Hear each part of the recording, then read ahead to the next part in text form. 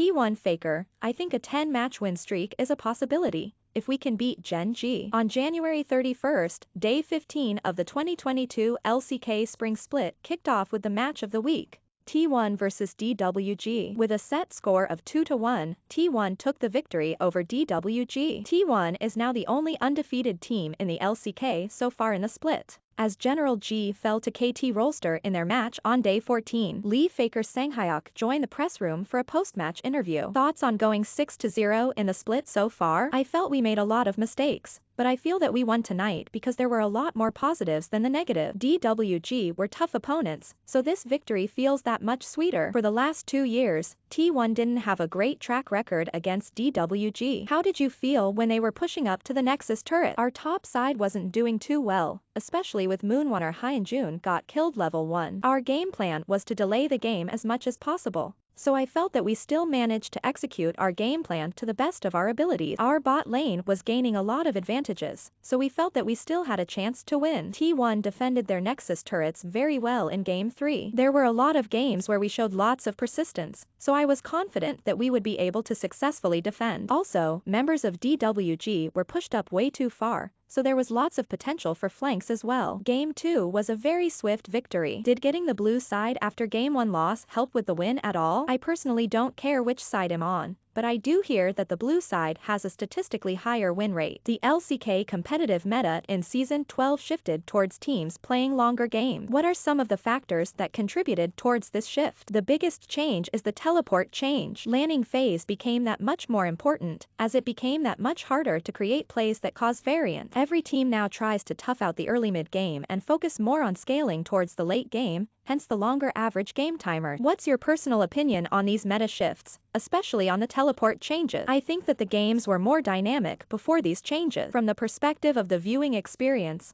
I think the fans can also agree that it was a lot more entertaining before these TP changes. Some players are complaining how wave management has completely changed due to these changes. What are your thoughts? I think players that recently started their careers may feel that it's a change that's hard to get used to, but teleport actually functioned similarly in the past, where the cooldown of it was reduced when used on a turret. I'm referencing my memory of how people played back then to adjust my playstyle. There's an argument to be made in how the Ryze build with actual AP items is far superior than the tank build Ryze. It's hard to reach his early game potential with his tank build. Item builds aren't something that I decide alone. You have to factor in the pros and cons of the team to find that correct build. T1's now on a 6-match win streak. At one point in time, the team once went on a 14-match win streak. Do you think you'll be able to break that record this split? I don't think the team's currently at that level just yet. If we're lucky, I think a 10-match win streak is a possibility. In order to do so, we have to beat Gen.G win week 4, the team that we consider to be our toughest opponent. If we can beat Gen.G,